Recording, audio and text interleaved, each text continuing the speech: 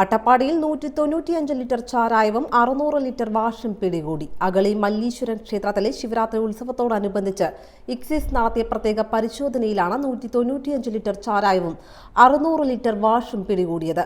ചെമ്മണൂർ പൊട്ടിക്കൽ ഉന്നതിയിൽ നിന്നും 2 കിലോമീറ്റർ വടക്കുമാറിയുള്ള വനപ്രദേശത്ത് നിന്നാണ് 35 ലിറ്റർ കൊള്ളുന്ന 2 പ്ലാസ്റ്റിക് കന്നാസുകളിലും 25 ലിറ്ററിന്റെ 5 പ്ലാസ്റ്റിക് കന്നാസുകളിലുമാണ് ചാരായം സൂക്ഷിച്ചിരുന്നത്.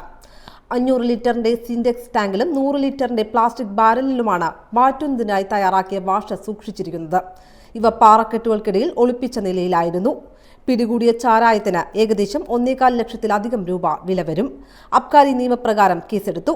അഗളി എക്സൈസ് റേഞ്ച് ഓഫീസിലെ preventive officer GR Ajith, preventive officer grade M Chandran, civil excise ഓഫീസർമാരായ R Pradeep, TK Bhojan, AK Lakshmanan, വനിതാ CEO മാരായ R Ambika, Janish P Tom എന്നിവരുടെ നേതൃത്വത്തിലായിരുന്നു പരിശോധന.